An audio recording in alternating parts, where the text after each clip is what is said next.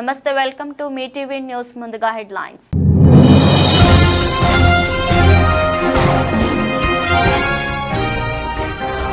America అధ్యక్ష race నుంచి తప్పుకున్న Joe Biden, democratic అభ్యర్థిగా కమలా హారిస్.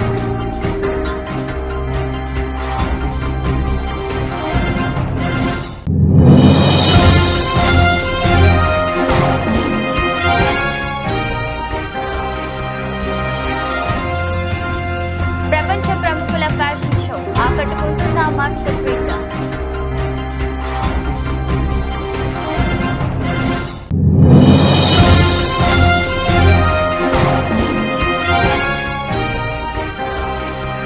లోక్సభలో ఆర్థిక సర్వేను ప్రవేశపెట్టిన నిర్మలా సీతారామన్.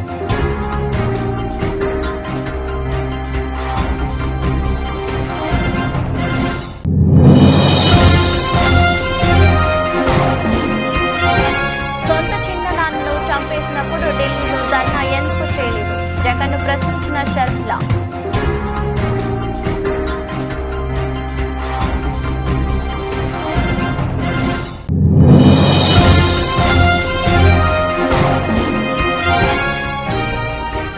పోస్టర్లు గుంజుకొని చించే హక్కు ఎవరిచ్చారు? ఏపీ అసెంబ్లీ వద్ద పోలీసులపై వైసీపీ చీఫ్ జగన్ ఆగ్రహం.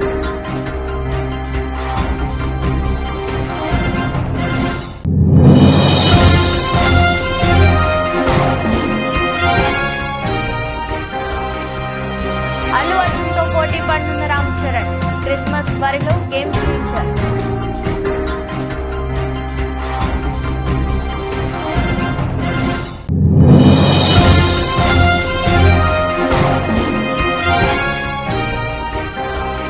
కోచ్గా తొలి మీడియా సమావేశం. రోహిత్ కోహ్లీల వన్డే కెరీర్ గురించి గంభీర్ కీలక వ్యాఖ్యలు.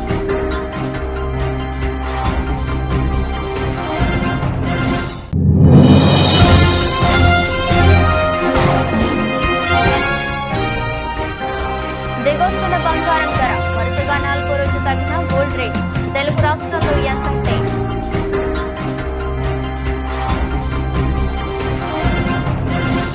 అధ్యక్ష ఎన్నికల వేళ అమెరికా రాజకీయాల్లో సంచలన పరిణామం చోటు చేసుకుంది. అధ్యక్ష ఎన్నికల బరి నుంచి ప్రస్తుత అధ్యక్షుడు డెమోక్రటిక్ పార్టీ నేత జో బైడెన్ తప్పుకున్నారు. ఈ మేరకు బైడెన్ స్వయంగా ఆదివారం తన ఎక్స్ ఖాతాలో ప్రకటన చేశారు. దేశంతో పాటు డెమోక్రటిక్ పార్టీ ప్రయోజనాల కోసం అధ్యక్ష ఎన్నికల నుంచి తప్పుకుంటున్నట్టు ప్రకటించిన 81 ఏండ్ల బైడెన్ దేశ అధ్యక్షుడిగా 2025 జనవరి వరకు ఉన్న తన పూర్తి పదవీ కాలం కొనసాగుతానని స్పష్టం చేశారు. గత నెల ట్రంప్తో జరిగిన డిబేట్లో తడబాటు ఇతరత్ర అంశాల నేపథ్యంలో అధ్యక్ష పోటీ నుంచి తప్పుకోవాలని సొంత పార్టీ నేతల నుంచి ఒత్తిడి పెరగడంతో బైడెన్ ఈ నిర్ణయం తీసుకున్నట్టు తెలుస్తోంది. దేశానికి అధ్యక్షుడిగా సేవలు అందించడం తన జీవితంలో గొప్ప గౌరవమని బైడెన్ తన ఎక్స్ పోస్ట్ లో పేర్కొన్నారు. తిరిగి ఎన్నిక కావాలనేది నా ఉద్దేశం. అయితే దేశం పార్టీ ప్రయోజనాల దృష్ట్యా అధ్యక్ష ఎన్నికల బరి నుంచి తప్పుకుంటున్నా మిగతా పదవీ కాలం అధ్యక్షుడిగా నా బాధ్యతలు నిర్వర్తించడంపై దృష్టి పెడతా అని అన్నారు. 1987లో మొదటిసారి అమెరికా అధ్యక్ష పదవికి పోటీ చేసి ఓడిపోయారు. 1972లో క్రిస్మస్ సమయంలో జరిగిన కారు ప్రమాదంలో జో బైడెన్ సతీమణి నెయులియా బైడెన్, కుమార్తె నవోమి ప్రాణాలు కోల్పోయారు. ఈ ప్రమాదం నుంచి ఆయన కుమారులు బ్యూ హంటర్ బయటపడ్డారు. 1977లో ఆయన జిల్ జాకోబ్స్ ను రెండో పెళ్లి చేసుకున్నారు. 4 ఏళ్ల తర్వాత కుమార్తె ఆష్లీ జన్మించారు. అమెరికా అధ్యక్షునిగా డొనాల్డ్ ట్రంప్ పాలనపై తీవ్ర వ్యతిరేకత పెళ్లుబిక్కిన సమయంలో జో బైడెన్ కు నల్ల జాతీయులు గట్టి మద్దతు నిలిచారు. అదే సమయంలో కోవిడ్-19 మహమ్మారి రావడంతో ప్రచారం కోసం పరిమితంగానే ప్రయాణాలు చేశారు. అనంతరం 70 లక్షల ఓట్ల ఆధిక్యంతో ట్రంప్ పై విజయం సాధించారు. అమెరికా అధ్యక్షుడైన అత్యంత వృద్ధ నేతగా నిలిచారు. అధ్యక్ష రేసు నుంచి తప్పుకుంటున్నట్టు బైడెన్ ప్రకటించడంపై మాజీ అధ్యక్షుడు రిపబ్లికన్ పార్టీ అభ్యర్థి డొనాల్డ్ ట్రంప్ స్పందించారు. అతను దేశ చరిత్రలోనే అత్యంత చెత్త అధ్యక్షుడు. మన దేశంలో ఆయన చెత్త అధ్యక్షుడిగా నిలిచిపోతారు. డెమోక్రటిక్ పార్టీ నుంచి ఉపాధ్యక్షురాలు కమలా హారిస్ బరిలో దిగితే బైడెన్ కంటే సులువుగా ఓడించవచ్చని ట్రంప్ పేర్కొన్నారు. ఎన్నికలు దగ్గర పడుతున్న వేళ డెమోక్రాటిక్ పార్టీ అభ్యర్థిని మార్చడం అంటే ఓటమిని ఒప్పుకున్నట్లేనా? సిట్టింగ్ అధ్యక్షుడిని తొలగిస్తున్నారంటే ఆయనపై వ్యతిరేకత ఉన్నట్లు ఒప్పుకున్నట్లేనా? ఇప్పటికిప్పుడు కమలా హారిస్ అన్ని వర్గాల మద్దతు దక్కించుకుంటుందా అన్న ప్రశ్నలు వింటుంటే బైడెన్ తొలగిపోవడం ట్రంప్కు కలిసి వచ్చే అవకాశం ఉన్నట్లు రాజకీయ విశ్లేషకులు అంచనా వేస్తున్నారు.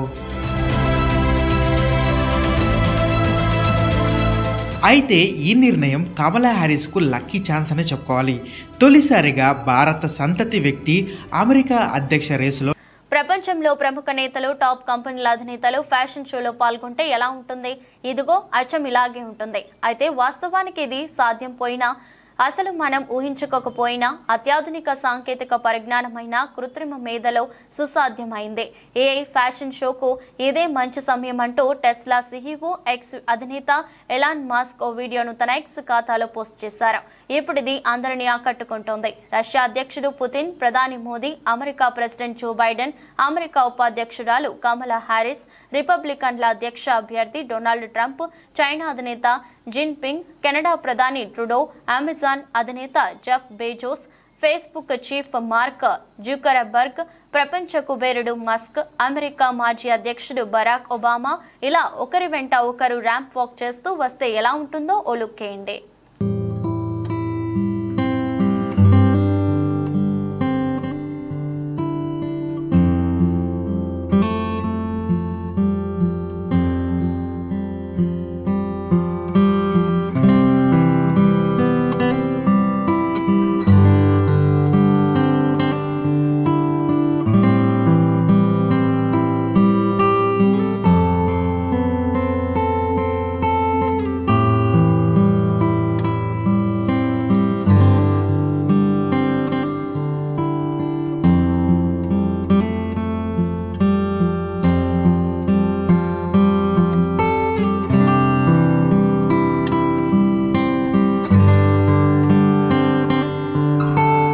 పార్లమెంట్ బడ్జెట్ సమావేశాలు సోమవారం ఉదయం 11 గంటలకు ప్రారంభమయ్యాయి. కేంద్రంలో ఎన్డీఏ సర్కారు మూడోసారి కొలువుదీరిన తర్వాత తొలిసారి బడ్జెట్ను ప్రవేశపెడుతున్నారు. మంగళవారం ప్రస్తుత ఆర్థిక సంవత్సర బడ్జెట్ను సమర్పించనున్నారు. ఈ నేపథ్యంలో పార్లమెంట్లో బడ్జెట్ సమర్పించడానికి ముందు కేంద్ర ప్రభుత్వం తన విధి విధానాలను ముందస్తుగా తెలిపేందుకు ఆర్థిక సర్వేను నేడు పార్లమెంట్కు సమర్పించింది. కేంద్ర ఆర్థిక మంత్రి నిర్మలా సీతారామన్ ఈ ఆర్థిక సర్వేను 12 గంటలకు లోక్సభలో ప్రవేశపెట్టారు. ఈ సందర్భంగా ప్రభుత్వ విధానాలపై నిర్మలమ్మ సభలో ప్రసంగిస్తున్నారు. కేంద్రంలో నరేంద్ర మోదీ ప్రభుత్వం వరుసగా మూడోసారి కొలువుదీరిన తర్వాత 2024-25 ఆర్థిక సంవత్సర బడ్జెట్ ప్రధానాంశం కానున్నది. ఈ బడ్జెట్లో నిరుద్యోగ సమస్యతో పాటు ఇతర ప్రధాన అంశాలపై పోరుకు అనుసరించాల్సిన వ్యూహం వెల్లడిస్తారని భావిస్తున్నారు. పార్లమెంటులో ప్రవేశపెట్టే ఆర్థిక సర్వేను కేంద్ర ఆర్థిక శాఖ ఆధ్వర్యంలోని ఆర్థిక వ్యవహారాల విభాగం ఎకనామిక్ డివిజన్ సిద్ధం చేసింది. కేంద్ర ప్రభుత్వం ప్రధాన సలహాదారులు పర్యవేక్షణలో ఈ ఆర్థిక సర్వే తయారు చేశారు. ఆర్థిక సర్వే అంటే గత సంవత్సర కాలంలో దేశ ఆర్థిక పనితీరును, రాబోయే సంవత్సరంలో ఆర్థికంగా ఎదురయ్యే సవాళ్లను ముందుగానే అంచనా వేసి చెప్పేది ఆర్థిక సర్వే. ఏటా దీని ఆధారంగానే కేంద్ర బడ్జెట్ రూపకల్పన ఉంటుంది. ఆర్థిక మంత్రిత్వ శాఖ రూపొందించే ఈ సర్వే రానున్న రోజుల్లో దేశం ముందున్న సవాళ్లు, వాటిని ఎదుర్కోవడానికి తీసుకోవాల్సిన చర్యలను ముందుగానే అంచనా వేసి పలు సూచనలను చేస్తోంది. దేశ ఆర్థిక వ్యవస్థ ఏ విధంగా ఉందనే విషయాన్ని స్పష్టంగా తెలియజేస్తుంది. కేవలం దేశ ఆర్థిక పరిస్థితులను తెలియజేయడమే కాకుండా ప్రధాన రంగాలైన వ్యవసాయం, పారిశ్రామికోత్పత్తి, మౌలిక సదుపాయాలు, ఎగుమతి దిగుమతులు, విదేశీ మారక నిల్వలు, నగదు చెలామణి, ఉద్యోగాలు, ధరల పెరుగుదల వంటి అంశాలను కూడా వివరిస్తోంది. ప్రభుత్వ విధాన నిర్ణయాలు, వాటి వల్ల కలుగుతున్న ఫలితాలను కూడా విశ్లేషిస్తోంది. బడ్జెట్ కు ముందు ఆర్థిక సర్వేను పార్లమెంట్లో ప్రవేశపెట్టడం ఎన్నో ఏళ్లుగా ఆనవాయితీగా వస్తోంది. 1950-51 నుంచి యూనియన్ బడ్జెట్ తో పాటు ఆర్థిక సర్వేను పార్లమెంట్లో ప్రవేశపెట్టేవారు. అయితే 1960వ దశకం నుంచి కేంద్ర బడ్జెట్ సమర్పించడానికి ఒక రోజు ముందు ఆర్థిక సర్వేను పార్లమెంట్లో ప్రవేశపెడుతున్నారు. శ్రీమతి Nirmala Sitharaman. Sir, with your permission, I rise to lay on the table a copy each of the following papers, both in Hindi and English versions. Economic Survey 23-24, Economic Survey 23-24 Statistical Appendix. Item number 4. ఏపీలో హత్య రాజకీయాలకు వ్యతిరేకంగా ఢిల్లీలో ధర్నా చేస్తామంటూ YSR Congress party అధినేత YS Jaganmohan Reddy చేసిన ప్రకటనపై Congress party రాష్ట్ర అధ్యక్షురాలు వైఎస్ షర్మిల ఘాటుగా స్పందించారు. సోమవారం విజయవాడలో పార్టీ కార్యాలయంలో ఆమె మీడియాతో మాట్లాడుతూ శాసనసభ సమావేశాల నుంచి తప్పించుకునేందుకే జగన్ ఢిల్లీ వెళ్తున్నారని ఆరోపించారు. జగన్ హత్య రాజకీయాలు చేశారని, ప్రత్యేక హోదాను బీజేపీకి తాకట్టు పెట్టారని, విశాఖ స్టీల్ ప్లాంట్ ను కాపాడలేకపోయారని విమర్శించారు. వైఎస్ జగన్మోహన్ రెడ్డి గారు హత్య రాజకీయాలు, గొడ్డలి రాజకీయాలు చేశారు. హత్య చేయించిన వారితో భుజాలు రాసుకుని తిరిగారు. సొంత చెల్లెళ్లకే వెన్నుపోటు పొడిచారు. ప్రత్యేక హోదాను బీజేపీకి తాకట్టు పెట్టారు.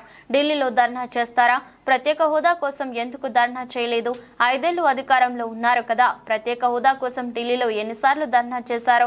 ప్రత్యేక హోదా ఊసే లేకుండా చేశారు కదా. అధికారంలో ఉన్నప్పుడు ప్రత్యేక హోదా, పోలవరం ప్రాజెక్టును ఏ రోజు పట్టించుకోలేదు.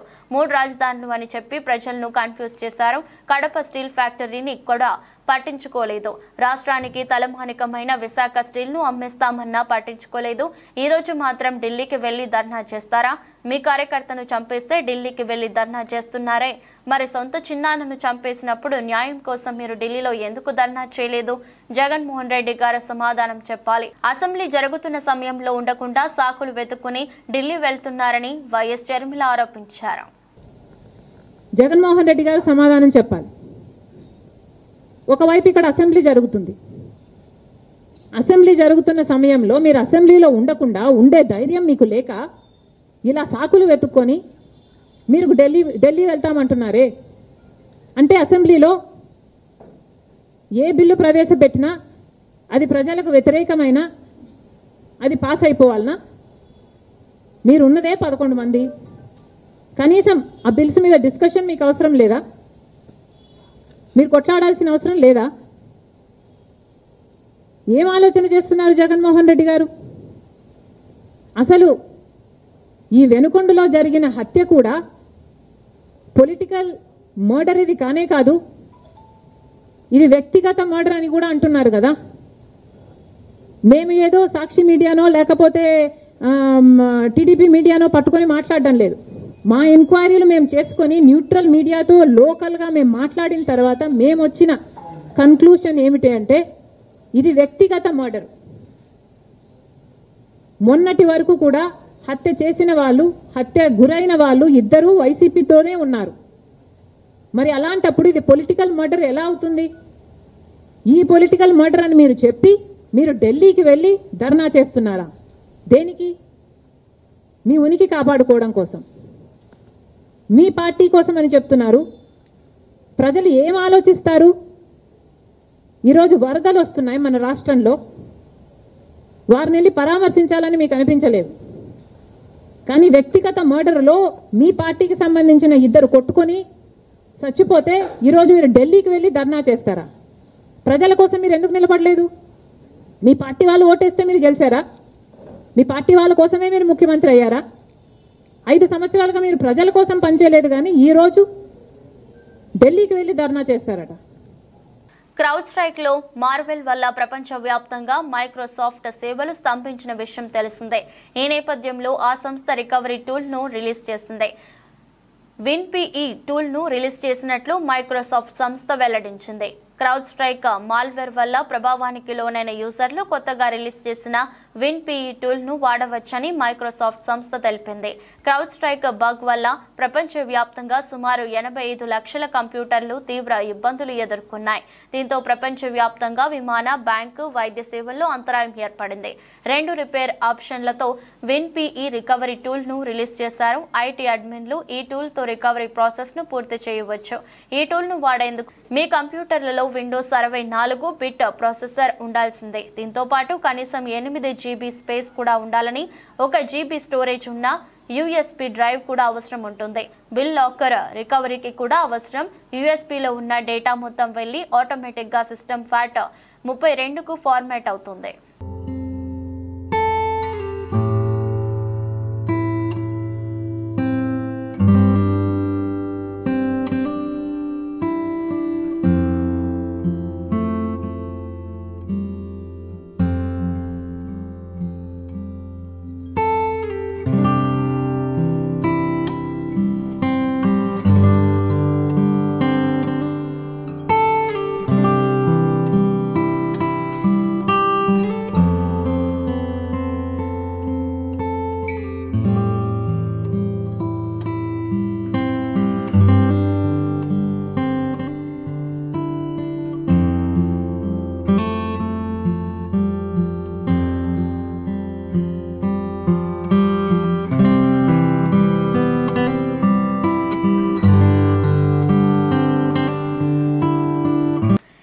అసెంబ్లీ వద్ద పోలీసుల తీరుపై వైసీపీ అధినేత జగన్ ఆగ్రహం వ్యక్తం చేశారు. పోలీసుల జులుం ఎల్లకాలం సాగబోదని ఈ విషయాన్ని గుర్తుపెట్టుకోవాలని హెచ్చరించారు.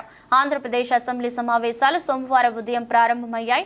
ఈ సందర్భంగా రాష్ట్రంలో లా అండ్ ఆర్డర్ వైఫల్యంపై అసెంబ్లీకి జగన్ నేతృత్వంలో వైసీపీ ఎమ్మెల్యేలు, ఎమ్మెల్సీలు నల్ల కండువాలతో అసెంబ్లీకి చేరుకున్నారు.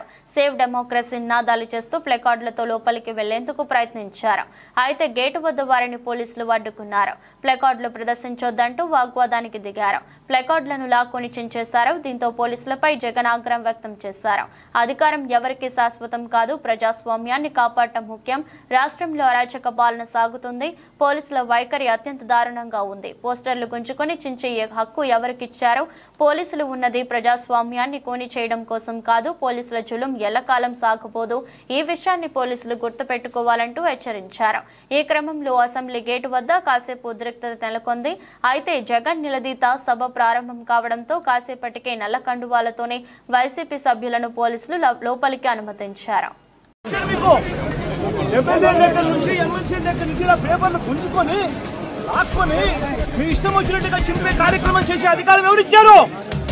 మధుసూదన్ రావు గుర్తుపెట్టుకో, ఎల్లకాలం ఇలా మాదిరిగా ఉండదు. ప్రజాస్వామ్యంలో ఉన్నాం మనం. ఈ టోపీ మీద ఉన్న సింహాలకు అర్థం ఏమిటో తెలుసా? అధికారంలో ఉన్న వాళ్ళకు సెల్యూట్ కొట్టడం కాదు, ప్రజాస్వామ్యాన్ని కాపాడడం కోసం మీరున్నారు. గుర్తుపెట్టుకోండి. Mega power star Ram Charan fans తో పాటు పాన్ ఇండియా మూవీ లవర్స్ ఆసక్తిగా ఎదురు చూస్తున్న సినిమాల్లో గేమ్ చేంజర్ ఒకటి. టాలీవుడ్ స్టార్ హీరో రామ్ చరణ్, తమిళ స్టార్ డైరెక్టర్ శంకర్ కాంబోలో ఈ సినిమా రానుండటంతో మూవీపై భారీ అంచనాలు ఉన్నాయి. పొలిటికల్ బ్యాక్ డ్రాప్ లో వస్తున్న ఈ సినిమాను భారీ బడ్జెట్ తో శ్రీ వెంకటేశ్వర క్రియేషన్స్ బ్యానర్ పై దిల్ రాజు తెరకెక్కిస్తున్నారు. రీసెంట్ గా షూటింగ్ కంప్లీట్ చేసుకున్న ఈ చిత్రం ప్రస్తుతం పోస్ట్ ప్రొడక్షన్ పనుల్లో బిజీగా ఉంది. అయితే ఈ సినిమా విడుదల ఎప్పుడు అని రామ్ చరణ్ అభిమానులతో పాటు మూవీ ప్రేక్షకులు ఎదురు చూస్తున్న విషయం తెలిసిందే. అయితే వీరికి గుడ్ న్యూస్ తెలుపుతూ నిర్మాత దిల్ రాజు సాలిడ్ అప్డేట్ ఇచ్చాడు. ధనుష్ నటిస్తున్న తాజా చిత్రం రాయన్. ఈ సినిమా ప్రీ రిలీజ్ ఈవెంట్ లో పాల్గొన్న దిల్ రాజు రామ్ చరణ్ గేమ్ చేంజర్ విడుదల తేదీపై అప్డేట్ ఇచ్చాడు. ఈ సినిమాను డిసెంబర్ లో క్రిస్మస్ కానుకగా తీసుకురాబోతున్నట్లు ప్రకటించారు. అయితే అదే రోజు అల్లు అర్జున్ నటిస్తున్న పుష్ప 2 చిత్రం కూడా విడుదల కాబోతుంది. దీంతో ఇద్దరు మెగా హీరోల మధ్య క్లాష్ ఏర్పడనున్నట్లు తెలుస్తోంది. ఇక ఈ మూవీలో సునీల్, నవీన్ చంద్ర, శ్రీకాంత్, బాలీవుడ్ నటుడు హ్యారీ జోష్, కోలీవుడ్ యాక్టర్లు ఎస్జే సూర్య, సముద్రకని, కన్నడ నటుడు జయరాయ్ ఇతర కీలక పాత్రల్లో నటిస్తున్నారు. ఈ చిత్రానికి పాపులర్ డైరెక్టర్ కార్తిక్ సుబ్బరాజు కథను అందిస్తుండగా సాయి మాధవ్, బుర్రా డైలాగ్స్ సమకూరుస్తున్నారు. తెలుగు, తమిళం, హిందీ భాషల్లో గ్రాండ్ గా విడుదల కానున్న ఈ చిత్రానికి S Thaman music background score అందిస్తున్నారు. గేమ్ చేంజరా? సో క్రిస్మస్ కలుద్దాం. Thank you. టాలీవుడ్ దిగ్గజ దర్శకుడు ఎస్ఎస్ రాజమౌళిపై ప్రముఖ ఓటీటీ వేదిక నెట్ఫ్లిక్స్ డాక్యుమెంటరీ తీస్తున్నట్లు ప్రకటించిన విషయం తెలిసిందే. మోడర్న్ మాస్టర్స్ ఎస్ఎస్ రాజమౌళి ఈ డాక్యుమెంటరీ పేరిట డాక్యుమెంటరీ వస్తుండగా ఈ చిత్రాన్ని ఆగస్టు 2 నుంచి స్ట్రీమింగ్ చేయనున్నట్లు చిత్ర బృందం ప్రకటించింది. అయితే స్ట్రీమింగ్ తేదీ దగ్గర పడుతుండటంతో తాజాగా ట్రైలర్ను విడుదల చేశారు. మీకు ఒక అద్భుతమైన కథ చెప్తాను, సినిమాపై ప్రజలు పెట్టుబడి పెట్టాలని నేను కోరుకుంటున్నాను అంటూ ట్రైలర్ మొదలవుతుంది. ఇక టాలీవుడ్ హీరోలు ఎన్టీఆర్, రామ్ చరణ్, ప్రభాస్ తో పాటు హాలీవుడ్ దర్శకుడు జేమ్స్ కామెరాన్, బాలీవుడ్ నిర్మాత కరణ్ జోహర్ తదితరులు రాజమౌళి వర్క్ గురించి చెప్తూ ఈ ట్రైలర్ కట్ సాగింది. ముఖ్యంగా రాజమౌళి టేకింగ్ ట్రైలర్ కే హైలైట్ గా చెప్పుకోవచ్చు. సినిమా అంటే పిచ్చి ఉన్న వారికి ఈ డాక్యుమెంటరీ పండుగ అని చెప్పుకోవచ్చు. ఇక ట్రైలర్ ను మీరు చూసేయండి. ఎస్ఎస్ రాజమౌళి గురించి ప్రత్యేక పరిచయం అవసరం లేదు. ఎన్టీఆర్ కథానాయకుడిగా వచ్చిన స్టూడెంట్ నెంబర్ 1 సినిమాతో మెగా ఫోన్ పట్టిన ఇతను మొదటి మూవీతోనే సూపర్ హిట్ అందుకున్నాడు. ఈ చిత్రం అనంతరం ఎన్టీఆర్ తోనే మళ్ళీ సింహాద్రి అంటూ సినిమా తీసి ఇండస్ట్రీకి హిట్ కొట్టాడు. ఆ తర్వాత సాయి, ఛత్రపతి, విక్రమార్కుడు, యమదొంగ, మగధీర, మర్యాద రామన్న, ఈగా సినిమాలతో బ్లాక్ బస్టర్లు అందుకున్నాడు. 2015లో వచ్చిన బాహుబలి సినిమాతో రాజమౌళి పేరు ప్రపంచ వ్యాప్తంగా వినిపించింది. ఇక బాహుబలి 2 సినిమా అయితే ఏకంగా 2000 కోట్ల వరకు వసూళ్లను సాధించింది. ఈ చిత్రం అనంతరం RRR అంటూ వచ్చి బ్లాక్ బస్టర్ హిట్ అందుకోవడమే కాకుండా ఆస్కార్ సాధించిన తొలి తెలుగు చిత్రంగా రికార్డు సృష్టించారు. This person is born to make films. He's born to tell stories which haven't been told. I never met someone like that. It's a mad person, that's all. And he certainly has the respect to be able to do anything and work with anybody. Sometimes I'm shocked. I see myself as a third person when I see his films, when I'm working in it. He is absolutely in the bracket of legends and greats already. Mulugu మండలంలోని జాకారం ఘట్టమ్మ దేవాలయం మధ్యలో నిర్మిస్తున్న bridge నిర్మాణ పనులను మరియు అక్కడి వరద ఉధృతిని పరిశీలించిన మంత్రి వర్యులు డాక్టర్ సీతక్క ఈ సందర్భంగా మాట్లాడుతూ గత 3 రోజులుగా ఎడతెరిపి లేకుండా కురుస్తున్న వర్షాలకు ప్రజలు ఇబ్బందులు ఎదుర్కొంటున్నారని ప్రజలు అప్రమత్తంగా ఉండాలని జాతీయ రహదారిపై నిర్మిస్తున్న బ్రిడ్జి నిర్మాణ పనులను త్వరితగతిన పూర్తి చేయాలని ప్రజలకు రవాణా సౌకర్యాలను ఇబ్బందులు తలెత్తకుండా చూడాలని ములుగు జిల్లాకు ఆరెంజ్ అలర్ట్ ఉన్నందున ప్రజలు అవసరం ఉంటే తప్ప బయటకు ఎవరు రావద్దని ముఖ్యంగా వాగులు వంకలు పొంగి పొర్లుతున్నాయి ఎవరు కూడా చేపల వేటకు వెళ్లొద్దని జిల్లా అధికార యంత్రాంగం అప్రమత్తమైంది లోతట్టు ప్రాంతాల్లో ఉన్న ప్రజలను సురక్ష ప్రాంతాలకు తరలించే విధంగా ప్రభుత్వం అన్ని ఏర్పాట్లు చేసిందని జిల్లా అధికారులు ఎప్పటికప్పుడు ప్రజలకు అందుబాటులో ఉండాలని మంత్రి వర్యులు సీతక్క సూచించారు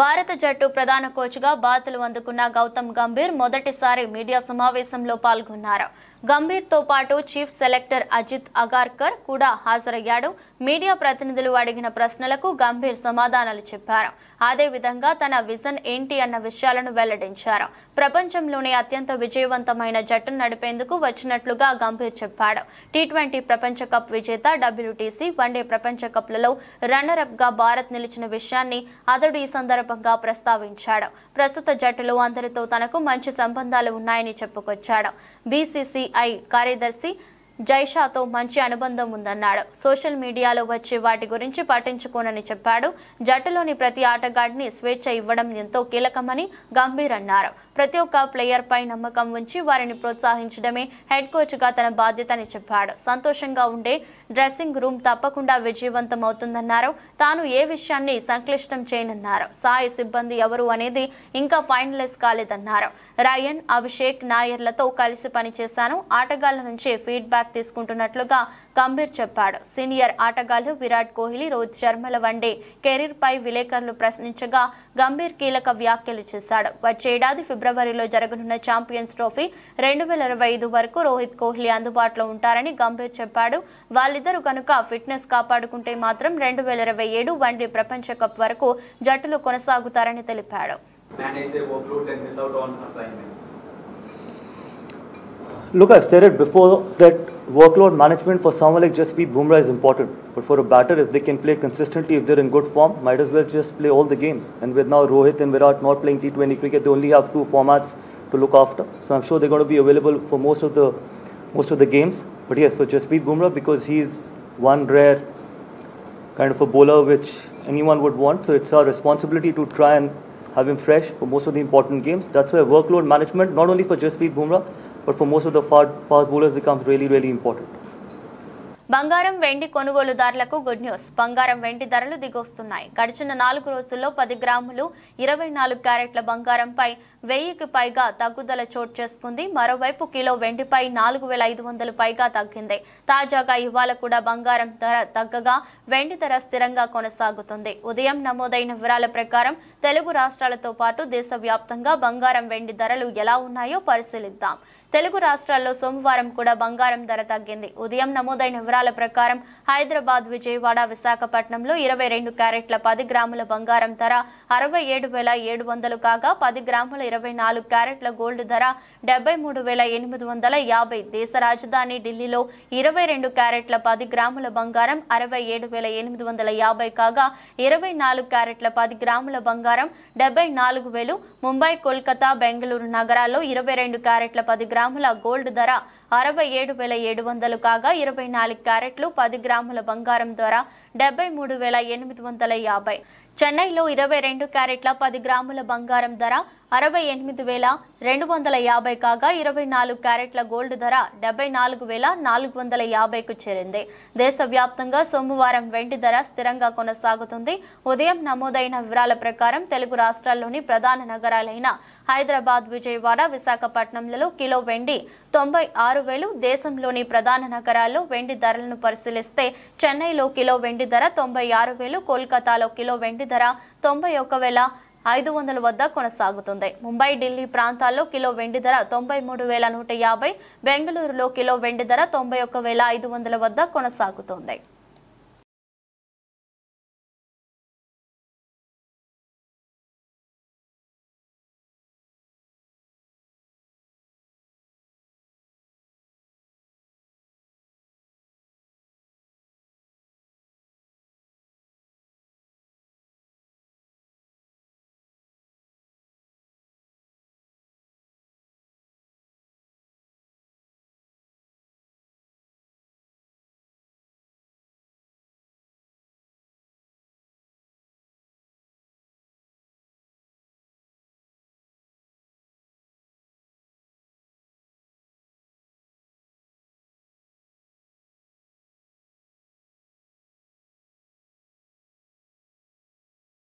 వార్తలు ముగించే ముందు మరోసారి హెడ్లైన్స్.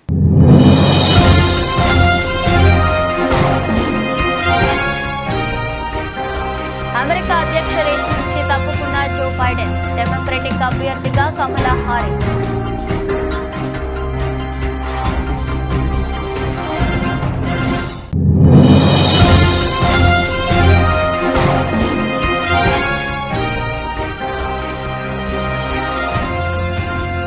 ప్రపంచ ప్రముఖుల ఫ్యాషన్ షో ఆకట్టుకుంటున్న మస్క్ ట్విట్టర్.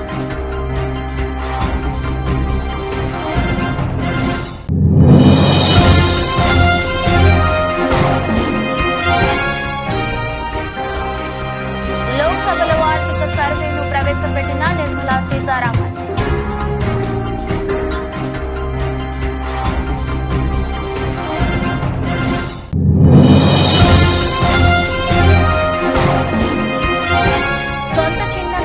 చంపేసినప్పుడు ఢిల్లీలో ధర్నా ఎందుకు చేయలేదు? జగన్ను ప్రశ్నించిన షర్మిల.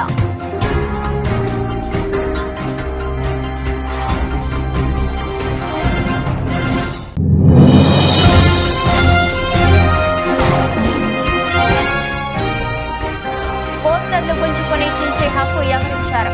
ఏపీ అసెంబ్లీ వద్ద పోలీసులపై వైసీపీ చీఫ్ జగన్ ఆగ్రహం.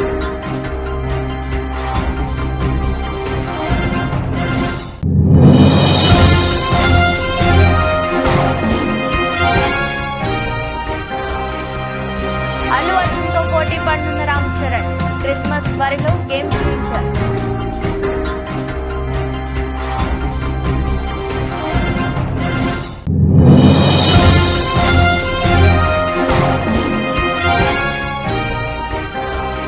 కోచ్గా తొలి మీడియా సమావేశం. రోహిత్, కోహ్లీల వన్డే కెరీర్ గురించి గంభీర్ కీలక వ్యాఖ్యలు.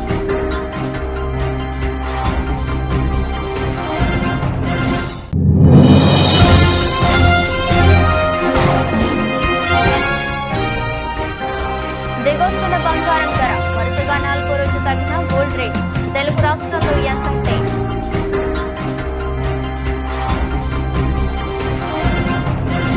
ఈ దృష్టి బులెటిన్ మరో బులెటిన్లో మళ్ళీ కలుద్దాం. అంతవరకు సెలవు, నమస్కారం.